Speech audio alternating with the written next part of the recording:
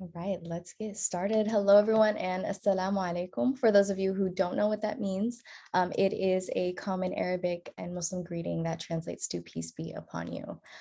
Thank you all for being here this morning and welcome.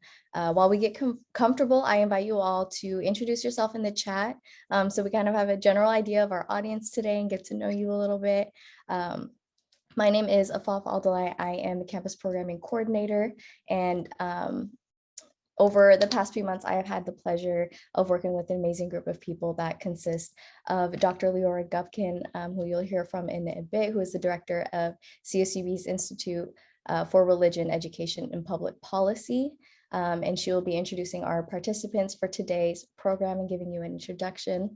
And Ms. Rashima Dean, who will be moderating our panel today. And Ms. Carolyn Lane, a CAPS professor and a PhD candidate here at CSUB. And of course, our two amazing presenters, Dr. Jamillah Karim and Dr. Nisa Muhammad. Before we start our program today, I just want to go over what to expect and some house rules. We will have two 30-minute presentations from our speakers, followed by a 20-minute Q&A. So please feel encouraged to utilize the Q&A function on your screen throughout the event so we can start gathering the questions and getting ready for that Q&A. And there's also a closed caption option that has been enabled below. So if you need to do so, you can enable that from your screen. But without further ado, I will pass it on to Dr. Gupkin to introduce our event today. Thank you. Thank you, Afa. So I'd like to welcome everyone here today. We are really excited to be presenting this really special program, the second of many programs in a celebration of Black History Month. I want to give a special thanks for the wonderful virtual kickoff we had yesterday to Tamar and Darius. You know, Darius always ensures that we are both educated and inspired. And Tamar, I just give you all the props for always making sure we put students at the center of all we do. So today's program, Black and Muslim, also hopes to make a contribution to our education and is also intended to be a conversation, really looking at intersections of race and religion, looking at what does it mean. What do we experience? What are people experiencing in double minoritized identities that also are in spaces that may be interfaith, multi-faith, all of these multi-intersectional, somewhat complicated identities that we navigate. So we're really hoping that this will be a dialogue, and I just want to acknowledge that sometimes dialogue can be awkward, right? As we listen and we learn together. I appreciate everyone who's saying who they are here in the chat, really trying to build this as a community space where we can learn together. So you may be a little bit uncomfortable, and if you are, that is okay, right? Being uncomfortable in these situations is often a sign of learning and of growth. I am looking forward to a really rich conversation. I've already had an amazing experience in the planning of this event, working with Ms. Rashima Dean and Ms. Carolyn Lane and Ms. Afaf Aldalai, talking about what it is for some of them to be Black and Muslim or to be Muslim, navigating multiple kind of minority identities has been really such a privilege to be part of those conversations. And I'm hoping that today's event will more broadly contribute to CSU Bakersfield and Kern County as a place for inclusion and belonging. I want to say just a brief word about how this program came into being before I introduce our first speaker. So our campus has been in partnership for several years now with Interfaith Youth Corps, and they put out a call for proposals for programmings at the intersection of racial equity and interfaith cooperation. And they were particularly interested in partnering with student affairs spaces on campuses. So I reached out to Afaf. We had a great conversation, just came to this idea of Black and Muslim and realized we were not the two people to carry on creating that program ourselves. So we did invite in Carolyn Lane and Rashima Dean, and I, as I said, have been really enriched by the planning and got even more excited by this event when we were able to have a preliminary conversation with our two speakers for today. I'm incredibly grateful that they are here with us, giving both their wisdom from their experience and their expertise. And so with that, I'd like to introduce our first speaker. That is Dr. Jamillah Karim. So Dr. Karim is an award-winning author. She's a speaker. She's a blogger. She specializes in race, gender, and Islam in America. She's the author of Women of the Nation, Between Black Protest and Sunni Islam, with co-author Dawn Marie Gibson. And she authored American Muslim Women, Negotiating Race, Class, and Gender Within the Ummah, which was awarded the 2008 Book Award in Social Sciences by the Association for Asian American Studies. She is currently working on a new book. It's called Radical Love, where she explores the depth and beauty of divine and human love. She blogs for many different places, including Sapporo Square, Hagar Lives, Race Plus Gender Plus Faith, NYU Press, and Huffington Post Religion. And in 2014, her scholarly activism was recognized by Jet Magazine, which featured her as a young faith leader in the African American community. Dr. Karim is a former associate professor in the Department of Religious Studies at Spelman College. She holds a BSE in electrical engineering and a PhD in Islamic studies from Duke University. So please join me in welcoming Dr. Karim. Thank you so much, Dr. Gupkin, and thank you everyone for being here. And this famous photo of women in the Nation of Islam was captured by Gordon Parks, the Black American photographer known for his civil rights photojournalism. Black Americans came to Islam in droves during the period of civil rights struggle, primarily through the Nation of Islam. The Nation of Islam taught that Islam was the Black man's original religion, and by accepting Islam, African Americans were reclaiming their true dignified identity, which was stripped away during slavery. It taught Blacks to be financially independent of whites and the government by pooling their resources and sustaining a separate, cohesive community. Do for self was its motto. Between 1934 and 1975, over 76 Nation of Islam temples were established in urban centers across the nation. Almost every nation temple had a school, restaurant, and real estate. Nationally, the organization ran its own newspaper plant. The public image of the nation was clean-shaven Black men in suits and bow ties selling the Muhammad Speaks newspaper, which maintained a circulation of over 500,000. The women, noticed because of their long garments and hair covering, stood as beacons of purity and piety. Due to these stunning images, which defied racist stereotypes of Black men and women, alongside the outstanding economic, educational, and media enterprises the nation brought to poor urban communities, and due to the charismatic personalities of Malcolm X, Muhammad Ali, and Lord Farrakhan, Islam came to be forever associated with Black power, freedom, and justice. This photo is from the February 2020 issue of Vogue magazine. The model is Ugbad Abdi, born in Somalia. Although this photo is in Black and white, it's meant to represent Muslim women of the present. Aisha Karim, one of those women, not a model, but just a regular Muslim sister. Actually, she's my real sister. And as I note on Hagar Lives, a blog that my sister Aisha and I started, our Muslim mama's been rocking hijab since before we were babies. So when I saw the photo, or the Vogue photo, my first thought was, women in the Nation of Islam and their unique style of headgear. But in reality, not so unique. Clearly, that's a nun's habit. And that's precisely why the Nation of Islam was so successful. It adopted familiar American symbols to attract the masses to its Black protest version of Islam. So when I saw this beautiful Somali woman, I saw this image of my second grade teacher, formerly in the Nation of Islam. And I saw this image of my mother and father.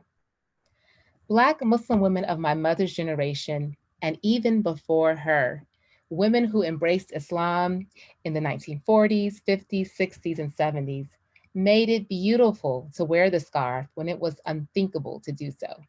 They embodied courage and conviction, and if not for them, as one woman I interviewed noted, we wouldn't be able to wear a hijab today or carry the name Muhammad.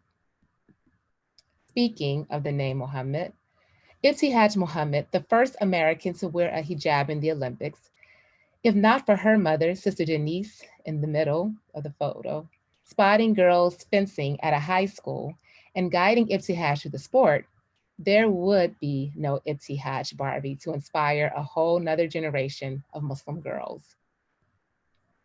Both Ibtihaj and I are alumni of Duke University.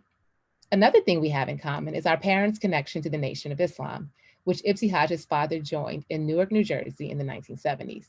So like me, Ibtihaj is the daughter of a man who was in the Nation of Islam for a short period and then came to Universal Islam in 1975. This was 1976, the year I was born. Nation women made their own clothes, which explains my mother's matching headpiece and top. You can tell, though, that her headpiece is a new style, no longer the nun's habit. It's because she is no longer in the Nation of Islam. Not just my mother, but the whole nation community made the transition to Al-Islam, or Universal Islam. For those not familiar with the transition, here's a quick summary of the leadership history of the Nation of Islam. Farad Muhammad. The Nation of Islam was founded by Farad Muhammad, who came to Detroit in 1930. Reversing the dominant race narrative, Farad taught that the Black man was God, the white man was the devil, and that Islam was the Black man's original religion. Elijah Muhammad became an ardent follower of Farad and eventually succeeded him as the leader of the nation after Farad mysteriously disappeared in 1934. Malcolm X came to be Elijah Muhammad's most popular and charismatic minister. In 1975, Elijah Muhammad died, and his son, Wallace D. Muhammad, became the new leader of the Nation of Islam. Immediately, Imam W.D. Muhammad began moving the nation community away from the Black nationalist teachings of the Honorable Elijah Muhammad to the religious teachings of mainstream Islam. I grew up in the Dwarthi Muhammad community in Atlanta, and I have inherited this rich legacy from women who served as leaders, organizers, and activists. I call them community mothers. Like many of the Muslim women of America today, I was not alongside these women as they carried out their early activism. Yet still, I consider myself a daughter of the movement. And as the shift to universal Islam connected my mothers to immigrant Muslim women and their daughters, I see us all as freedom's daughters. A Somali woman modeling what resembles the Nation of Islam women's uniform in Vogue is stunning proof that this legacy of Muslim women in the Black freedom movement is for all of us to claim. Indeed, I believe that this legacy in which Muslim women's dress plays such a noticeable part is our power. Preparation meeting the moment of opportunity. The truth is, for me and for every person, every single thing that has ever happened in your life is preparing you for the moment that is to come. A lot of people don't know their purpose. And if you don't know your purpose, your immediate goal is to figure that out. Oprah Winfrey. I attended Oprah's 2020 Vision in Atlanta, Georgia. There she talked about figuring out your purpose and your power.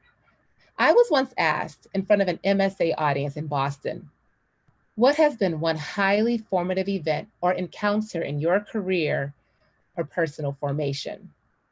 Another way to have asked this question, when did you recognize your power? And this is what I told that audience. It was December 29th, 2007, and I was the only female scholar speaking at the largest Muslim convention in North America, the RIS, or Reviving the Islamic Spirit Convention in Toronto, Canada. RIS does better now with 5 or so women speakers, but I spoke there at a time just a little over a decade ago when it was commonplace for women speakers to be glaringly underrepresented at conferences all over this country. Dr. Ingrid Mattson, the first female president of ISNA, Atala Shabazz, the daughter of Malcolm X, and I were up to 2008, the only women scholars featured out of a sea of male scholars, only one of us each year. I will never forget the way that women swarmed around me when they saw me off stage. Their resounding embrace strongly impressed this fact upon me. Women were dying to see other women on the RIS stage, really to see themselves. But it was a little girl that left the strongest impression upon me. One of the famous sheikhs had canceled and couldn't do his Friday night lecture. So instead, I was asked to moderate a conversation between men scholars on tough issues such as domestic violence and homosexuality. At the last minute, they invited a local Toronto Muslim woman activist to join the conversation. The RIS stage was complete with mega screens. I wore a pink scarf, and my image was projected from the screens as I moderated the dialogue. The next day, I was walking through the bazaar. A young couple of Arab Canadian background approached me. Our daughter was mesmerized by you, they said. They explained that their 4-year-old daughter, after seeing me up on stage, wanted a pink hijab that instant. Their daughter was still young enough to sit in a stroller. The mother swung open the stroller's canopy, and there was the precious girl napping in her pink hijab. Just a couple of months ago, the father shared with me on Facebook that they later discovered that the daughter would hide hijab in her school bag and put it on in school. Can't underestimate the role model effect on young girls, he said. Nor can we underestimate the need for women's public presence on stage. Because I was on the stage, this young girl now sees the image of the Muslim woman in hijab as beautiful and appealing, and she chose it for herself. It taught me that my presence alone, not even my words, as a Muslim woman of authority on stage, can be more influential than what any male scholar says. My power to inspire with my presence and words, I call spirit. And I inherited this power from Muslim women, ordinary women whose activism wasn't necessarily eye catching. People weren't writing books about them.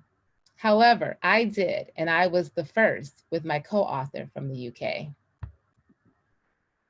Published in 2014, our book was the first dedicated to women's leadership and experience in the Nation of Islam. In the book, I tell the story of women's transition from the Nation of Islam to Sunni Islam with their leader, Imam Warthi Muhammad. I explained the activism I witnessed growing up in the 80s under these community mothers, an activism that has revolved around maintaining and growing masjid or mosque communities in Black neighborhoods. They have had a range of committees and groups to choose from to do their work, local and national. And so they have had many roles from which to contribute. Teachers, directors, fundraisers, consultants, lecturers, event planners, cooks, writers, and artists. The types of activities in which women have carried out these roles include founding and running full-time Muslim schools, organizing Muslim fashion shows, arranging community workshops on a range of topics, establishing shelters for Muslim women and children, participating in interfaith outreach, producing Muslim television shows, leading Girl Scouts troops, and feeding the homeless. As you can see, my community mothers are ordinary women who respond to everyday struggles. However, they are leaders in everything from their dress to their community engagement because they did common things with extraordinary faith. The faith of these women is our most powerful inheritance. When we claim their legacy, we in turn leave a legacy that will benefit others for generations. Ibtihaj with her saber and Barbie, and Dr. Jamillah Karim with her pink hijab. Notice that we are holding copies of our respective books. I call our legacy this: boldly moving in the direction to which God is guiding you. Oprah defined it as preparation meeting the moment of opportunity. May 2007. I stand on the steps of Duke University Chapel. A Duke newspaper featured 6 out of 3,400 Duke graduates whose stories they found remarkable. I was selected among these 6. I had just finished a bachelor's in electrical engineering and was on my way to pursue a PhD at Duke in an entirely different discipline, Islamic studies. Now, 23 years later, it blows me away to read these lines printed in the article. Jamillah will specialize in Islam in America. She hopes to eventually become a professor and write books. Jamillah commented, Islam in America is an area that has barely been explored by academia. At this point, people have not respected it as a field, but it's the fastest growing religion in America. And I think people are going to have to stop and take note of it. Obviously, when I made these comments, I had no idea that the tragedy of 9/11 would happen, pushing Islam to the forefront of the American media as an anti-peace, anti-American, and anti-woman religion. What I did possess 20 years ago, however, was the passion to share with the world my understanding of Islam, a religion that I knew to be pro-peace, pro-American, and pro-women. Preparation meeting the moment of opportunity. My community prepared me by living Islam beautifully, and the moment of opportunity met me then after 9/11, and now, a time when it is absolutely critical to portray Islam and Muslim women in their true light. And this was the result. My first book, American Muslim Women, Negotiating Race, Class, and Gender Within the Ummah, published in 2008. From this book, I learned the power of storytelling as I shared women's stories to audiences across the nation. Here is one of my favorite narratives. Dr. Tasneem Ghazi's. She is featured in my book, though not this particular part of her story. Dr. Tasneema is the executive director of Iqra, a Muslim publishing company. She came to the United States from India in 1967. Her husband was a PhD student at Harvard. Every day she would go sit in Harvard Square, and she noticed a group of African Americans selling breakfast nearby. She started helping them and found out that they were members of the Black Panther Party. They invited Dr. Tasneema to attend their meetings in inner city Roxbury. She did, and at the meetings, she listened to them deliver their fiery speeches. Then she stood up and said, look, you are my brothers, and let me tell you one thing. Violence does not help anything.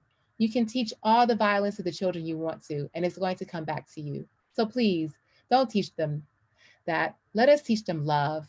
Let us teach them justice. Dr. Tasneema shattered my stereotypes about Indian Muslim women. Before having met her, I personally would have never imagined a young Indian immigrant mother attending a Black Panther meeting in the Boston inner city, advising Black militants. Dr. Tasneema gave me permission to claim South Asian American Muslim history as my own. Indeed, the history of Muslim immigrants in this country intersects with the history of Black Muslims in this country, and it does so because of the broader struggle for civil rights. You cannot talk about the legacy of civil rights without talking about Islam, and you cannot talk about Islam in America without talking about civil rights. The two histories are inseparable. And in my 20 years attempting to impart this, I finally discovered during Black History Month 2019 that the most powerful way to convey it was through my own story, my family's story. My father's great aunt, Vaseline Usher, was born in 1885 and was a student of W.E.B. Du Bois when he taught as a professor at the Atlanta University, a historically Black university. After finishing at Atlanta University, Vaseline went on to the University of Chicago in mathematics and was not even afforded the opportunity to sit in the classrooms. She had to sit outside of the door because she was Black. Vaseline returned to Atlanta without completing her master's because her sister, Daisy Inez, died. Vaseline adopted her sister's daughter, Levada. Levada would become my grandmother. My siblings and I called her Granny. Vaseline, in her 90s, when I came into the world, lived at Granny's house. To me, Vaseline was like a great grandmother. To others, however, she was the serious educator who dedicated her life to the advancement of African Americans. Vaseline Usher was the first African American to hold an office in Atlanta City Hall with the title Director and Supervisor of Negro Schools. Around the same time, she played a key role in the integration of Georgia Girl Scouts. Here is a picture of Levada with my grandfather, Dr. Harvey B. Smith, who graduated Howard University Dental School in 1946. After graduating, he returned to Atlanta and opened a practice where his patients included Dr. Martin Luther King Jr. The caption of the photo in the slide reads, Home of Dr. Harvey B. Smith from 1956 to 2015, designed by renowned Atlanta architect J.W. Robinson. The custom-built mid-century modern jewel located in the heart of historic Collier Heights boasts the rare flat-top roof, unique T-shape, floor-to-ceiling window, mahogany ceilings, flagstone flooring, and 3 patios. Growing up, my siblings and I affectionately called it Granny's house. Hands down, Granny's house was our favorite in Atlanta, but apparently her grandchildren weren't the only ones who thought so. This picture was taken at a benefit concert for the SCLC, the Southern Christian Leadership Conference, on August 20th, 1963. On stage, Dr. King and famous singer-actress Lena Horne. So what does this have to do with my grandparents' house? Well, their home was selected for the reception that followed the benefit concert. And so in this photo is my Aunt Jane Smith shaking hands with Lena Horne and my granny, Levada Smith, graciously smiling at Lena Horne. So yes, the reception was at Granny's house because it was the talk of the town and brand new and beautiful. What makes this picture most historical? If you hadn't noticed, there's Dr. Martin Luther King in the corner on the right. What makes it even more historical? The reception was just a week before the March in Washington, August 28, 1963. During the late 60s, when my father, the young Harvey Smith, matriculated at Morehouse College, Dr. King's alma mater, the civil rights movement had started to take a more radical turn. The Nation of Islam had long critiqued civil rights leaders' pursuit for integration with whites through nonviolent protests. The Nation of Islam's impact on the civil rights movement is most apparent through SNCC, the Student Nonviolent Coordinating Committee. SNCC was formed to give younger Blacks more of a voice in the civil rights movement, but SNCC became more radical in the late 1960s. In 1966, Stokely Carmichael was elected head of SNCC and popularized the term Black Power to characterize the new tactics and goals, including Black self-reliance and the use of violence as a legitimate means of self-defense. Carmichael's successor, Imam Jamil El-Amin, then H. Rap Brown, went further, saying violence is as American as cherry pie. At Morehouse, my father, influenced by a SNCC activist, rose as the leader of the Black consciousness movement. My father tells his story in a phone interview I did in February 2019. The clip begins with my father talking about a bookstore he lived in right next to the Atlanta University campus, where W.E.B. Du Bois taught my Aunt Vaseline. They owned that bookstore together.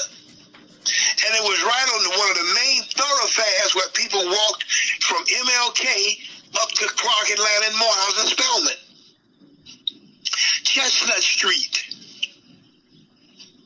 So Allah put me in that bookstore, and as far as I'm concerned, that's where it started. And I'm reading all these books by Du Bois and all these books. Ronald Siegel had a book called Race War, and James Baldwin, Souls of Black Folks, and James Baldwin, The Fire Next Time, and one of the greatest books that I read was Franz Fanon, Wretched of the Earth. Black Skin, White Mask. But one of the main ones was W.B. Du Bois, Africa in the World, or something like that. But it was just countless books. And that's where it started. And then we had a great leader, of course, who used to be with SNCC, named Bill Ware. And I called him the Monster. I named him the Monster. He was really like our leader.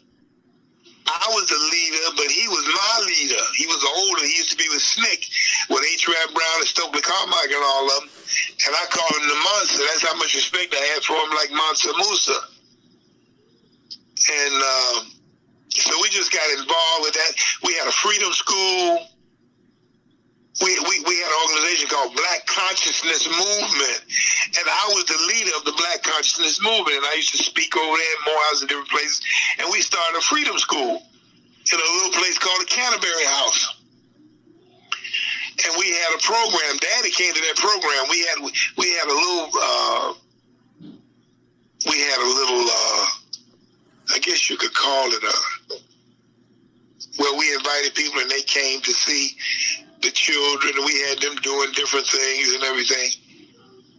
And so I read the book about Chaka Zulu, and I stopped calling myself Harvey and started calling myself Brother Chaka. So that's what they call me, Brother Chaka, like Chaka Zulu. So when I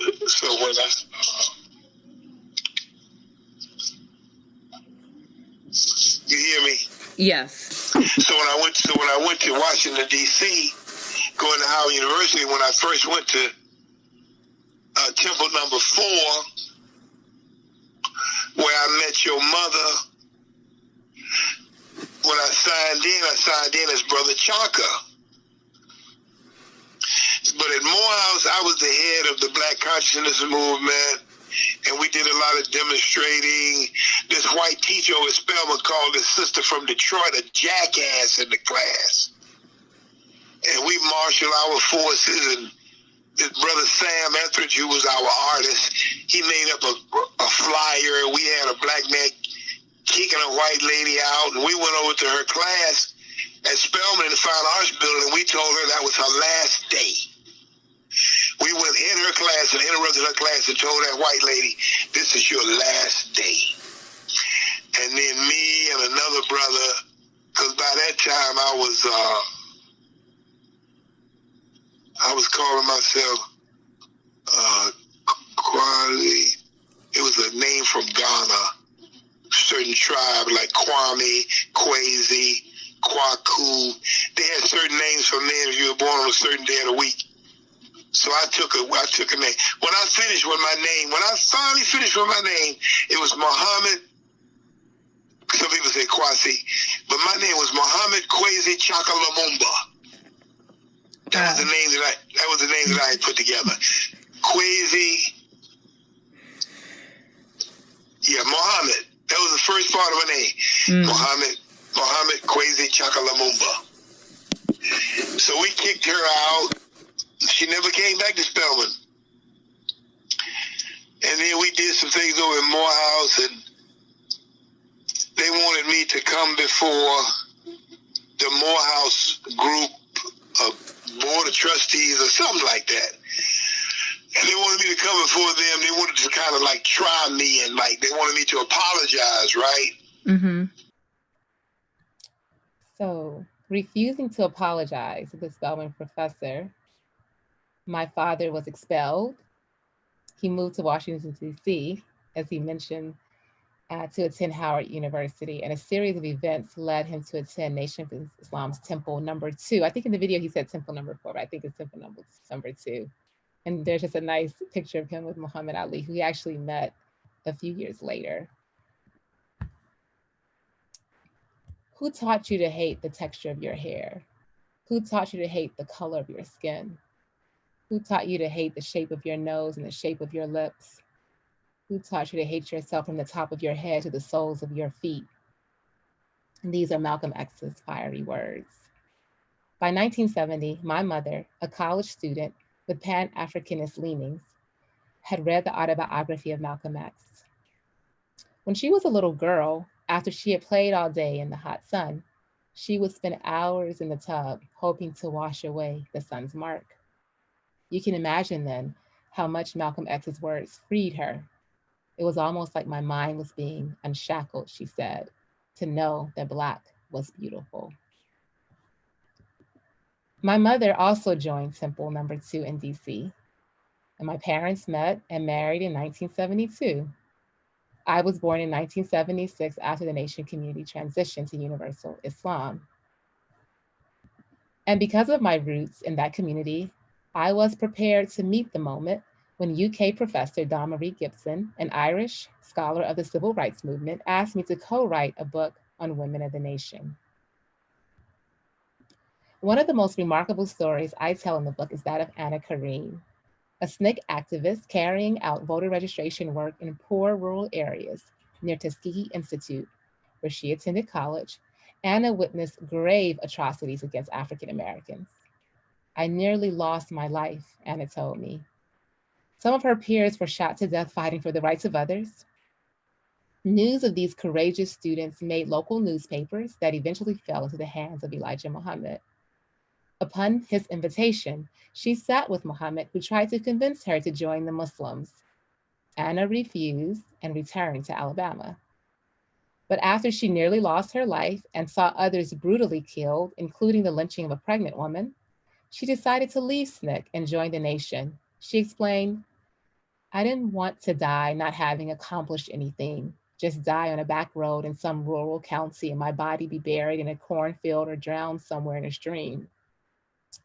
So I left because I thought there was a higher mission, a better opportunity to help my people with the Honorable Elijah Muhammad. As I recount in my book, Anna went on to do extraordinary things in the nation and in the community that emerged under the leadership of Imam W.D. Muhammad. She rose as a leader of men and women because, she says, "I assume the hardship of the civil rights movement. God prepares you for what's coming in the future." So,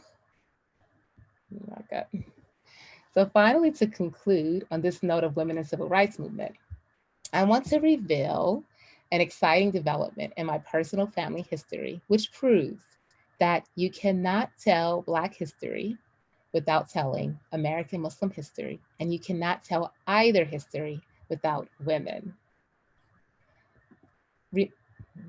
Remember this scene from Hidden Figures and this photo of Nation Women by civil rights photographer Gordon Parks. The two photos juxtaposed, and if it's not obvious, the Gordon Parks Foundation tweeted it. This scene from Hidden Figures was a direct recreation of a Gordon Parks photo. And the main home featured in the movie was my granny's house. Through Granny's house, my rich family history is permanently preserved in one of the most celebrated films in Black history, and the Nation of Islam inspired one of its most powerful scenes. Thank you. Dr. Karim, thank you so very much for sharing with us this interweaving of your powerful personal family history to help us better understand the broader histories of both American Muslims and of the civil rights movement. I'm, I'm just blown away by how you were able to pull that all together. So powerful for us. I invite people to start putting their questions into the Q&A. I'm going to introduce our second speaker, and then we'll have time for questions at the end. But anything that's come up for you from Dr. Karim's presentation, please feel free to put those questions in the Q&A.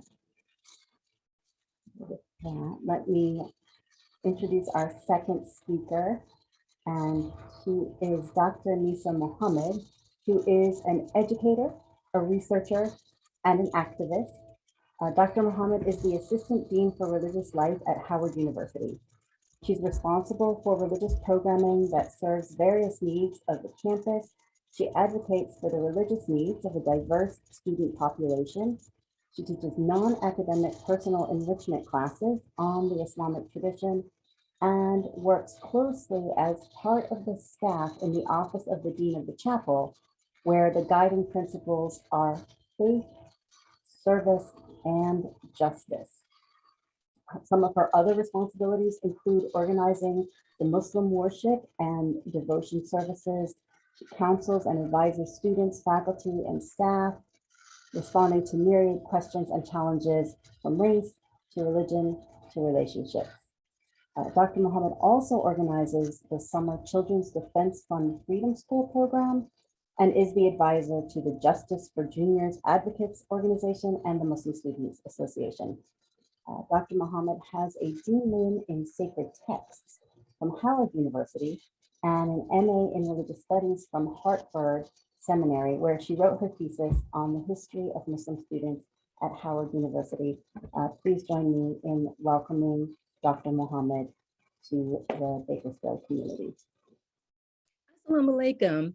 And thank you so much to California State University, Bakersfield for this invitation. And this opportunity. I am so excited to be here. I am going to share my screen and I am going to narrow our conversation down some. And I'm going to talk about the challenges of being Black and Muslim. Oh, wait, let me go to the boom, boom, boom, boom, boom. Let me go back to the beginning. Oh, don't want to spoil the surprise. Okay, there we go. So as she said, I'm Dr. Nisa Muhammad. I'm the Assistant Dean for Religious Life at Howard University, and I'm so excited to be here. So at Howard University, this is a picture of some of our students in the Muslim Students Association. So at Howard University, everything Black is celebrated. Whether you are a Black Muslim, whether you are a Black Native American, whether you are a Black Catholic, whether you are a Black Christian, whether you are a Black Buddhist, whatever it is, everything Black is celebrated and empowered. And so these students come together and, just celebrate the awesomeness of what it is to be Black. And so I noticed at some of our gatherings, when we were doing introductions about who's who and what's what, that we were having students come to our programming from other universities in the area.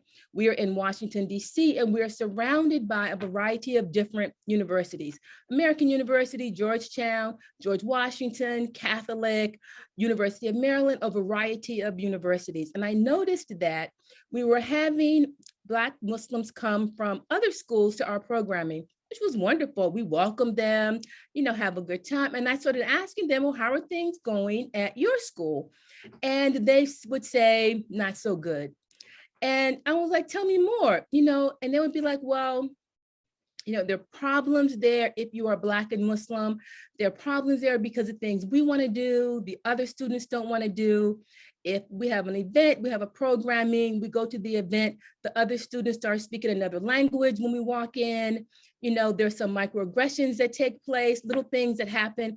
As soon as we walk in, they're always asking us, are you a convert? Are you a convert? A student could clearly look African, could have centuries of Muslims in their lineage and in their family. And then someone comes up to them and asks them, are you a convert? Now that is a microaggression. That is not, no one ever asks other Muslims, other than Black Muslims, are you a convert? Did your family from people, Muslims from South Asia, did your family convert from Hinduism to Islam? Nobody gets asked that, but Black Muslims are always asked that question. And so I started noticing there were these issues with Black Muslims on other campuses, and I started doing research to see exactly what is going on. And so I start with this verse from the Quran, Surah 49:13.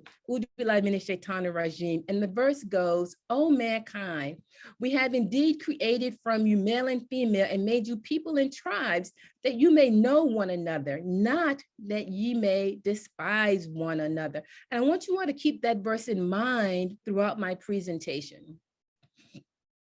And so Black Muslim students arrive on campuses ready to experience that verse.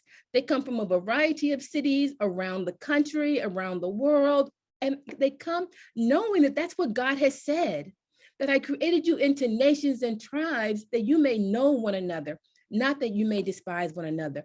But what do they experience when they come on campus? When they come to your campus, what do Black Muslims experience? How are they treated? What is the reception? Are they greeted with a smile? Are they treated with disdain? What happens when Black Muslims come to a predominantly white institution?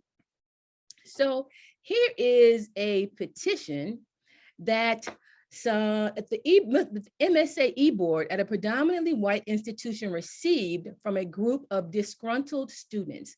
And the petition reads, to the Muslim Students Association, one ummah, apolitical, only a religious organization. These are some of the many excuses our Muslim Students Association, and more broadly, many of our Muslim American communities have used time and time again to stifle the voices of the marginalized. Our communities reek of anti-Blackness and unapologetic support of heteropatriarchy. Why do we constantly see claims of the blessed history of the life of Holy Prophet Muhammad, peace be upon him, but both a passive and active refusal to follow in his role as a radical activist fighting for justice?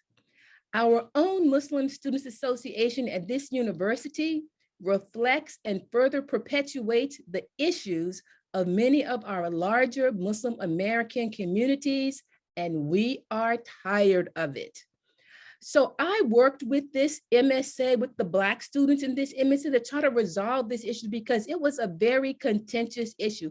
And I was called in to try to work with them to try to say, how can we navigate this? How can we make this? How can we resolve this? What do we do?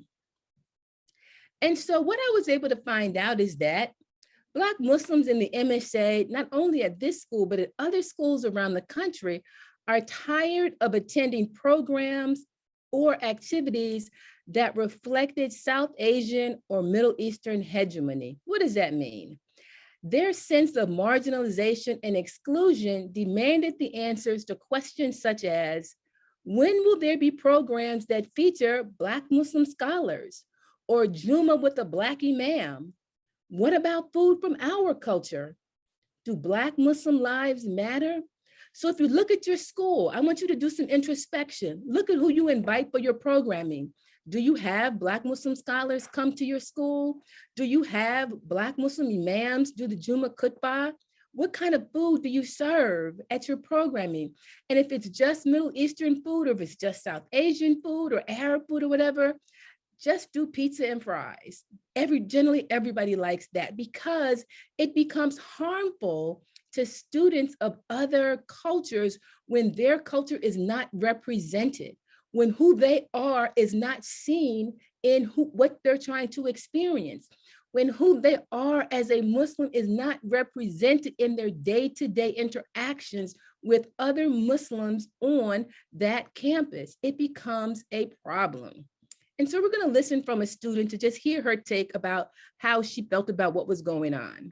2, 1. Hello, my name is Aminata. I'm a sophomore at NYU studying childhood and special education, minoring in global and urban education studies, as well as social and public policy. And for me, being Black and Muslim at a predominantly white institution like NYU is particularly challenging because I often feel like I have to choose between the two identities. And it's just like going to BSU with the events led by the Black Student Union and being the only Muslim, in many cases the only hijabi, but in other cases going to the Muslim Students Association and being one of a few Black people there. So in that case, it's very challenging, but I've learned over the past year to appreciate both identities and that I don't have to choose between one over the other, and that I can like equally that both can be equally important to me. And it's also just like you're talking to both communities and having them knowing that like when it comes to these issues that affect me the most, that like the South Asians and the Arabs at the MSA are standing right behind me. But on the other hand, when I'm at the BSU and I have issues that affect many Muslims, and I have groups like those right behind me and are supportive and are communicating with each other. Okay, so things got so bad at NYU that Aminata started the Black Muslim Initiative there because she couldn't make any headway. And so the issue is that Black conversations rarely include topics concerning Black Muslims. It's generally all about what's going on in the Black community. But what also happens is that Muslim conversations rarely include topics concerning Black Muslims. So where do Black Muslims fit in? They fall through the cracks on each side. And so here's some challenges of what it means to be Black and Muslim.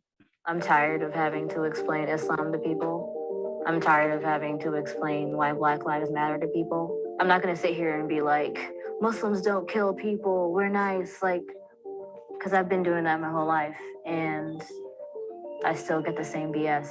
Muslims in America are diverse, but Black Muslims are largely left out of the conversation. Black kids do not believe me when I say I'm Black, and at the mosque when it's time to pray, sisters slide their feet away from mine. It's estimated that Black Muslims make up as much as a third of all Muslims in the US, and about 40% of American-born Muslims are Black, more than any other race. The Muslim population in the US overall is pretty small, but growing. Get a lot of people that are kind of so ingrained in their culture that, and their biases, that interacting with Black Muslims is like something they don't usually do. We're for democracy and everyone here is equal and, you're free to do whatever you want, but that's not necessarily the case. Even many American-based Muslim advocacy groups inadvertently focus on immigrants and Arab Muslims living in the US. Black Muslims that I've spoken to have felt like Muslims of other races don't want to engage with Black Muslims. So like, I would say we have a lot to work on in terms of like race and getting over cultural boundaries. When it comes to identity, almost half of American Muslims see themselves as Muslim first, American second. That's pretty common for other religious groups in the US. But only being a Muslim, not only being a Muslim American, being Somali, being Black, being young, there's a lot of identities that you have to reconcile. Although Islam and being African American are very big parts of my identity, I think people need to stop and realize that that's not all that there is to me. People get so hung up on what they think they know, that they fail to see the whole person. And honestly, that's probably the biggest thing that's like a loss on both sides. For Nisa, I'm Melissa Prax. I'm tired of having to explain this. More challenges of being Black and Muslim.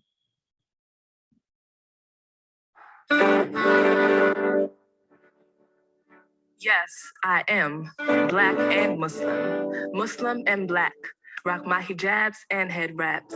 Bow my head when I pray, say Ameen and Ashe. My identity is not always received in the best way. Like when I say salam to those of a different race, the look on their face says my skin invalidates my faith. What a shame. When they call on his names, do they also utter Abid for people like me? Are their minds so distorted by white supremacy that they can't see my humanity? Being Black and Muslim is having to explain your very existence from day to day. It's having to say you didn't convert, you were born this way. You feel obligated to teach, but people don't read the holy text, only knowing a few hadiths, but still they have the nerve to be the haram police, never to practice what they preach. When you're Black and Muslim, it's a constant fight for the spotlight, a struggle to coexist. In Juma prayers, for instance, open hands for the oppressed worldwide, closed mouths for Blacks brutalized. I've been caught in fire. I stayed down the other night. I've been caught in fire. I stayed down. Well, knowing what the I've been caught. Does our empathy lie in a box in between color lines for a chosen few?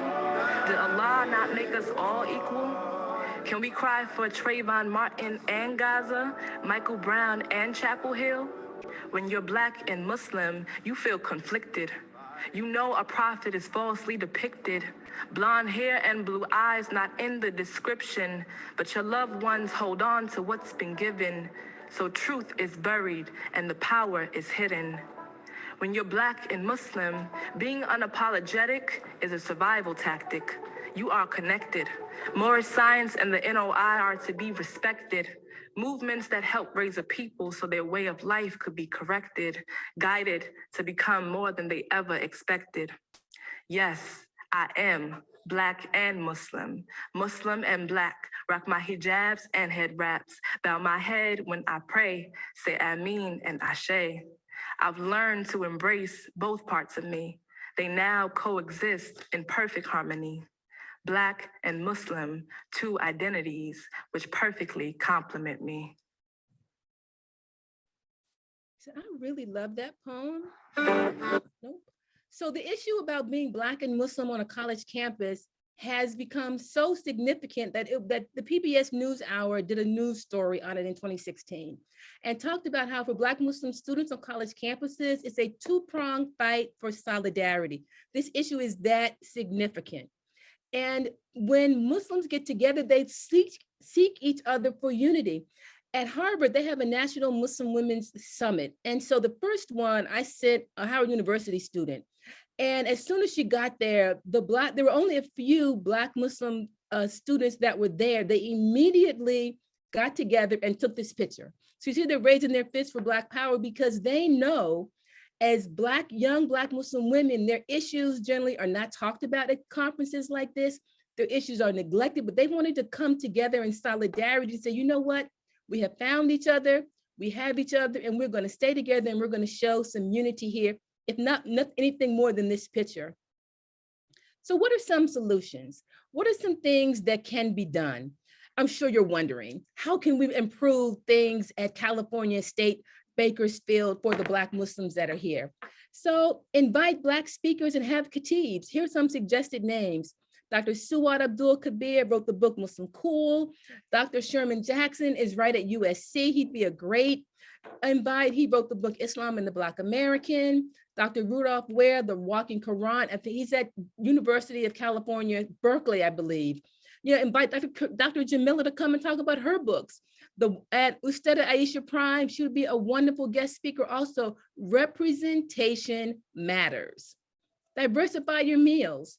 My students got invited to a Black History Month program to speak at a Black History Month program at a university in DC.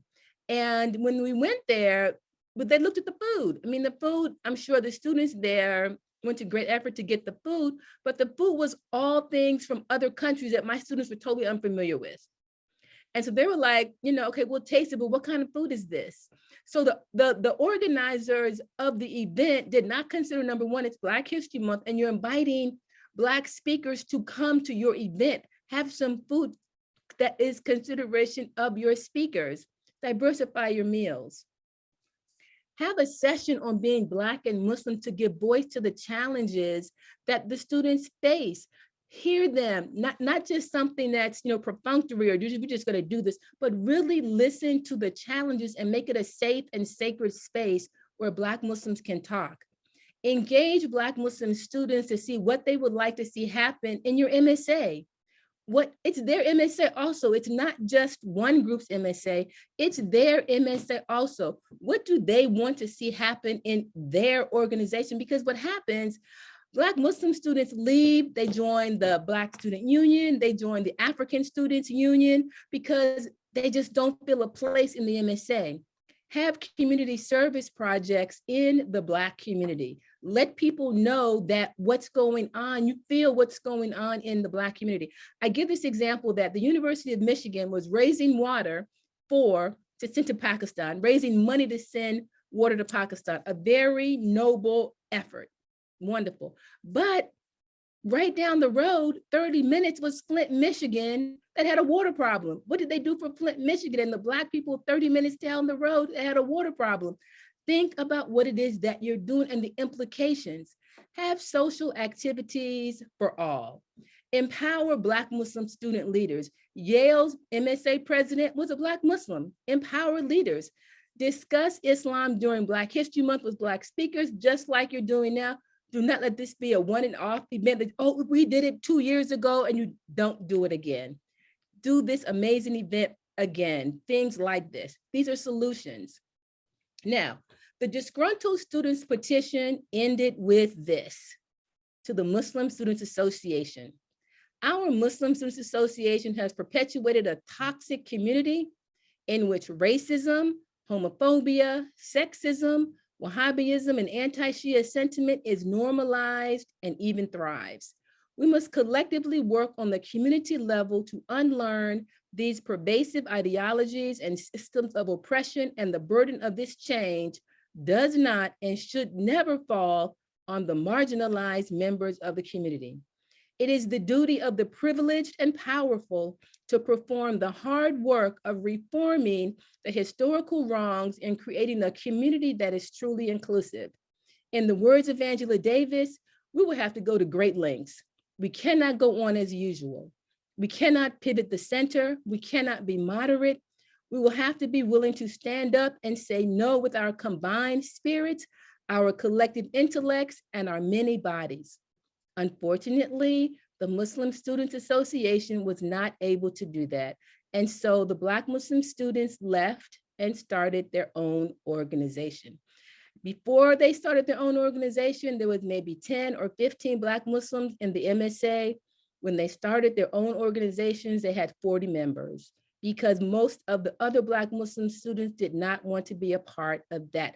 So I want to thank you for this. And any questions, I'm more than happy to answer questions at the end. And there's a Muslim study, because I want to know what you're thinking that I'm a part of, that we're going to put the flyer about in the chat later. Thank you so much for your time and attention and listening. Thank you so much, Dr. Muhammad. Thank you for helping us think about our students, about our campus, about the challenges, and about the possibilities. So at this point, I look forward to the conversation that we can have in our time together. And I am hopeful that the folks who have been listening to this have questions and comments. And so to help moderate that, I want to introduce Ms. Rashima Dean. She is the Administrative Support Coordinator for our Kegley Institute of Ethics at Cal State Bakersfield. Ms. Dean is also the staff advisor for both the Black Student Union and the African Student Association. And I personally know she is a tireless advocate for our students. She was born and raised in Bakersfield and is a member of our local Muslim community, where her father became a Muslim in the late 1940s. So she also shares some of that rich history. So Rashima, I turn it over to you. Thank you, Dr. Gupton. And thank you very much, Dr. Muhammad and Dr. Karim, for your wonderful presentations. So my first question is to Dr. Muhammad. Thank you for the solutions that you presented for the administration aspect. What solutions do you have for students who are a small minority on campuses that are Black and Muslims, and learning how to cope and navigate their environment? So I think, first of all, they have to have an advocate on campus. It's really hard for them if they do not have an advocate, whether it's the MSA advisor, whether it's a Muslim chaplain, whether it's a professor. They really need an advocate. In the absence of an advocate, they get lost. I mean, they really get lost, they sink, and they just eventually leave the MSA and, wind up in the BSU or the African Students Association. They really get lost. So an advocate is really essential that can understand these problems. And as I said, representation matters. Everybody has to see themselves in the organization. So I organize worship services for our Muslims at Howard University. I bring a different imam every Friday from a different community, that's from a different something, so that every student can feel like they are hearing their man, that they are hearing their voice in our Juma prayer services. Because now, if I was a male Muslim chaplain, I may be doing Juma every Friday. I may feel like I may be compelled to do that. But because I'm not, I bring somebody new and different, and we've had a variety of different imams come. And so that exposes the students to a wide variety of representation of Islam. So they just don't see Islam one way. They see it from a variety of different perspectives and aspects, and they see Islam presented from a Black perspective in a variety of different ways. Thank you, Dr. Muhammad. This next question is for you, Dr. Karim. Given the historical context of the Black Muslim movement, can you talk a little bit more about how today's young Muslim students and youth can deal with how to cope with the imagery that's around those civil rights movement, Malcolm X, Elijah Muhammad, Louis Farrakhan, and the rhetoric that they use to, help build those communities. So how can they reconcile and deal and present when they're asked so many questions about these quote unquote negative imageries from the past? My first answer is read. I'm really surprised how many of our youth have not read the autobiography of Malcolm X. And I think that includes both African American and Arab, South Asian, Somali American youth, just in my my anecdotal conversations. I've gathered that, my research took place in 2000. It took place a long time ago.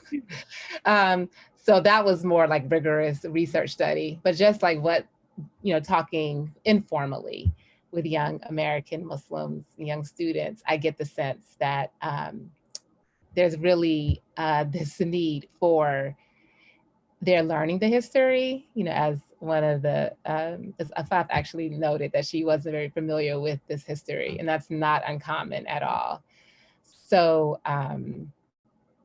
reading about the history, and you mentioned those figures, which are all men. Of course, they played a monumental role in the movement and building these communities. But also, there's growing research available that focuses on women. Right? There was actually there've been a couple of books published on Sister Clara Muhammad. I think one that just came out in the last couple of years by, I think, a relative of hers, maybe a granddaughter of hers. And then I mentioned that my book was the first to focus on women, but there have been many others. There have been a few others that have come and really almost published like right after, very soon after ours. And I think what we do in the book well is that we do present these figures in our book, Women of the Nation, particularly Elijah Muhammad, Louis Farrakhan, Imam Warti Muhammad. And so we present their ideas, we quote them, but we're really looking at women and to hear from their own perspectives what these leaders did for them, how they understood and interpreted and continue to interpret their teachings. So I think that's really important in understanding these figures and really trying to figure out what did they really represent? What were the takeaways for the people? So, to get back to your question, I really think by actually being in these communities that these leaders, help to build, that actually being engaged with those communities, we probably get the greatest sense of what these leaders imparted.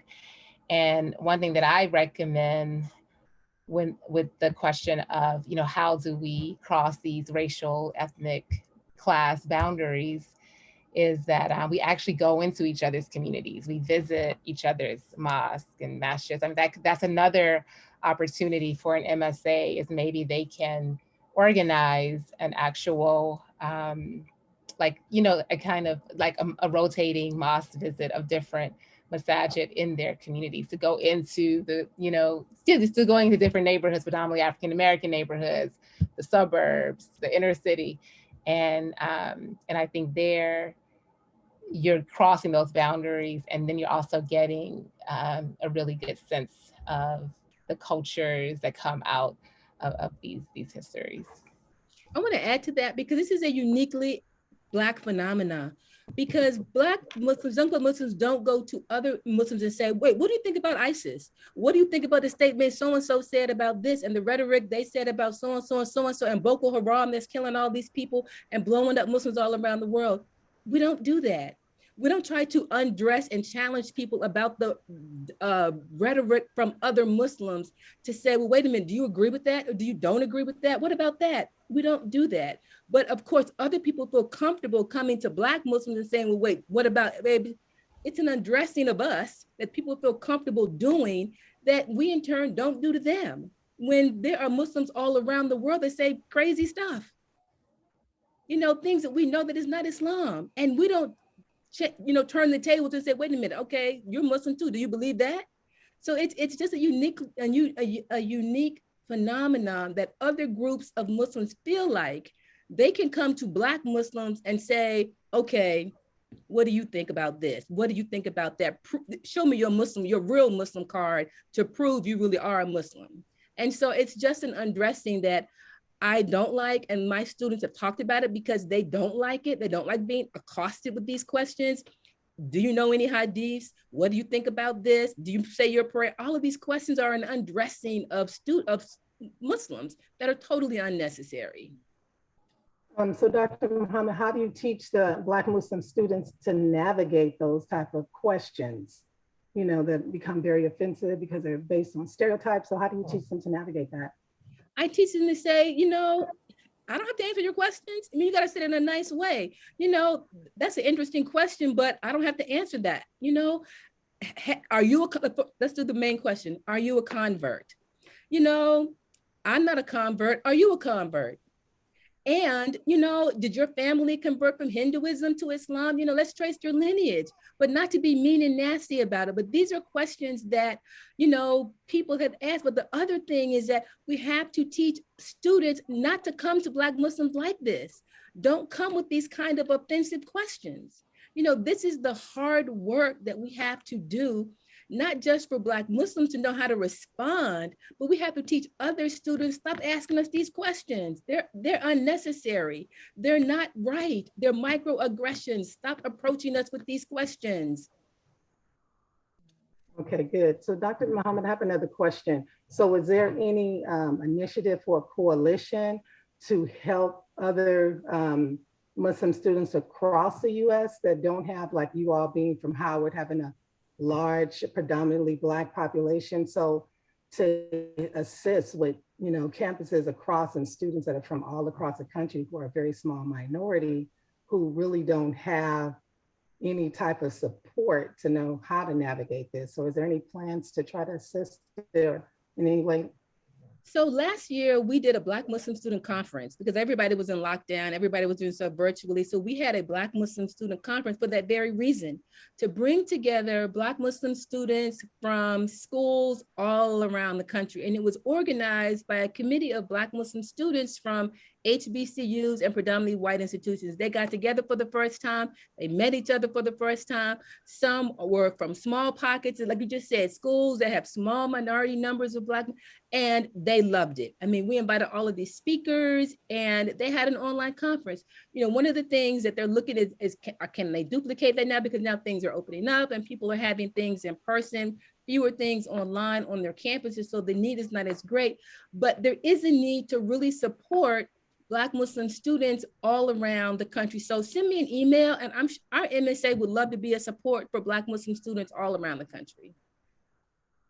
Okay, thank you. Okay, so I have another question, and this is to Dr. Karim. I'm not a Muslim. Is there a bad thing about being a Muslim convert? Why would they be asking that anyway?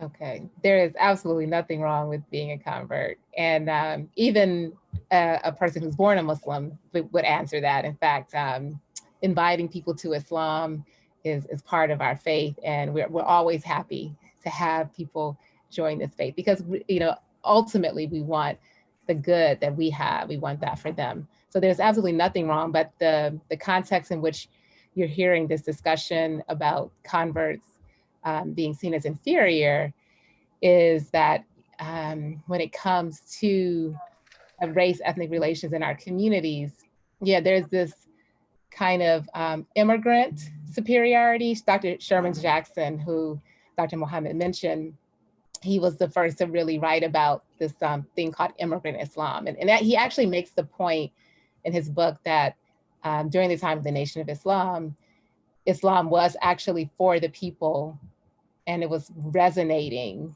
and growing in this country. However, in the 1960s, there was the influx of immigrants. And so 1960s and beyond, the influx of immigrant Muslims, and they took on this type of superiority. And so it's based on both this, this perceived notion that they are better Muslims because they've been Muslims for generations and that therefore they somehow have more knowledge as Muslims, which is not true. And then also these notions just of Arab superiority in particular, because even South Asians and other ethnic groups would tell you how, there's this idea that because Arabs, their tongue is, their mother tongue is the Arabic language, which is also the language that the Quran was revealed in. And the authoritative sources of Islam come from Arabic sources. So there's this myth that, just because you speak Arabic, you have some kind of superior knowledge, right? So, so a convert, they don't have the Arabic generally, and they don't have, this generational Muslim identity, right? So that's why there's this sense of superiority that immigrant Muslims and their children can carry.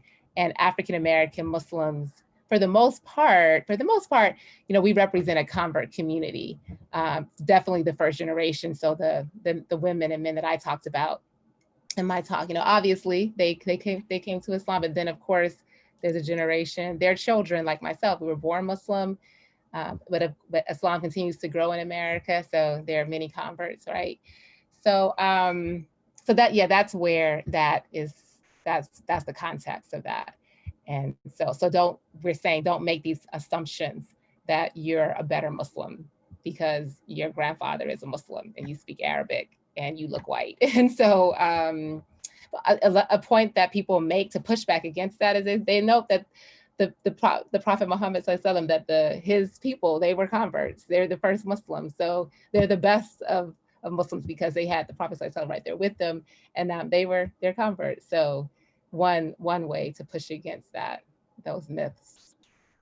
And Dr. Karim writes about these challenges in her book about American Muslim women. And she's guessing been a little bit shy about talking about her books, but she really writes a lot about the challenges Black women face dealing with other women when you go to the masjid, and these other women don't want to talk to you, they don't want to sit next to you, they don't want to pray next to you, and it's a big challenge. So if you can't get her book, she's talking about everybody else's book, get her book, American Muslim Women, because you will have a really good understanding of the challenges that face Black Muslim women when you just go to the mosque to pray. You just want to go pray.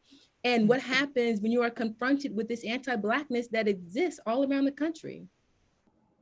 Thank you. Thank you. Dr. Muhammad, can you talk about how other students, non-Muslim, non-Black students on campus can be supportive to Black Muslims, and become allies to them? Oh, absolutely. Because the thing is to get to know them, encouraging them to be involved in all the programming that happens on campus. So Black and Muslim, don't let this just be a Black History Month event. Get Black Muslims involved in everything that happens in the MSA. They want to be involved in leadership. They want to be involved in program planning. They want to be involved in everything that happens. And that takes an ally to get them involved in that. A lot of times the door is not open that they see a way for them to get in the mix of what's going on. As Dr. Karim said, they don't speak Arabic, they don't speak Urdu. And so when they come into a social event, people start speaking a different language. And when they walk in, somebody's speaking Arabic or somebody's speaking Urdu, and they're like, okay, I get this is not for me. And so they leave. Make a way for them, make it easy for the Black Muslim students to get in the mix, to be a part of what's going on, for the social events, for the political events, invite Black Muslim speakers, all of that, make it easy for them. Oh, great. Can both of you talk about some of the positive impacts that Black Muslims historically in America have had on the Black community at large? Absolutely. I think one that popped up is even our names. Our names have had the ways of naming have had impact on Black Muslim, but I think not just on Black people. I think not just, I was thinking of like kind of the patterns of names, but I think this understanding that we can rename ourselves and we can reinvent ourselves. So not just our names, but our dress, you know, our speech, right? And that's really why my parents' generation, who were converts, why they really showed this enthusiasm and zeal that you may not see as much like in my generation, is that they really wanted to create a new identity. And you can see that even in my talk, that before my father was exposed, or I should say before he went to the temple, he had already changed his name to Muhammad, right? And my mother also had Pan-Africanist leanings, right? And so, and through that Pan-Africanism, there's going to be an introduction to Islam. So they were already reinventing themselves. So I think that's one extraordinary way. Of course, there's Muslim hip hop, or I'm sorry, hip hop. Yeah, so there's hip hop has had an extraordinary impact. And she mentioned Dr. Suad Abdul Khabir. Definitely invite her to your campus, and she writes a whole book on that impact. But yeah, if you listen to Lauryn Hill, you know, you'll find her that she has many references to the Quran, to Hadith, or to Islam. And so I think, yeah, I'll let Assistant Nisa, but there are tons of ways that we've influenced, positively influenced culture. Here's one big one. For the very fact that Muslims and non-Muslims can say Assalamu alaikum in America and not be afraid, and not be worried about somebody saying, what are you saying? What do you mean? It's because of Black Muslims. Black Muslims started saying Assalamu alaikum without fear, without shame. Very happy, as Dr. Karim said, they wanted to establish a new identity. So they began to use the language the best they could. Assalamu alaikum, wa alaikum salam, and it started to catch on. And so in some cities like Philadelphia, which is a very Muslim city, you can say Assalamu alaikum to anybody in the street. They're even non-Muslims, and they will respond, wa alaikum salam, because the city has become so acculturated with Islam that people who are not even Muslims know the response to Assalamu alaikum. And that is because of Black Muslims. That is, somebody said so true. I am from the Philadelphia area. People in America, if you know Assalamu alaikum, it is because Black Muslims started saying Assalamu alaikum without fear, without shame, proudly, and also names. The name Muhammad is the most popular name in the world. But if your name is Muhammad, there are people whose name was Muhammad and they're not even Muslim. Kareem, Jabbar, you know, all of these names came from Black Muslims naming their children. So many contributions, so many contributions. Yeah, I'll add to that with naming, and I usually talk about it in my presentation, but I had to pull it out for time. Black people, like my grandparents, they were using the term Negro still in the 1950s. The NAACP, it has Negro in its name, and there's so many organizations you can find that have that term. And so the Black Muslims were really the first to claim that name Black. So, and to start to totally rename how we called ourselves. And my father has a theory that Imam Warthi Muhammad had a role to play in even the term African American. I haven't seen a lot of evidence just because people haven't really studied it or really traced it.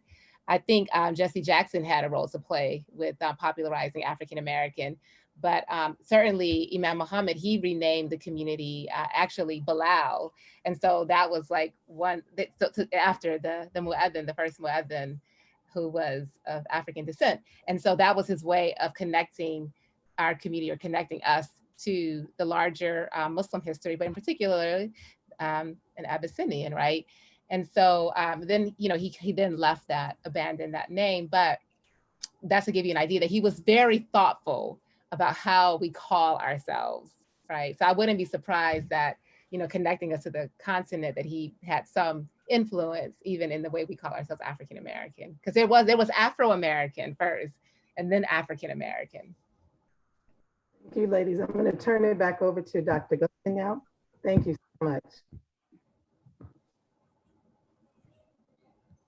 Thank you so much for being with us today, Drs. Karim and Mohammed.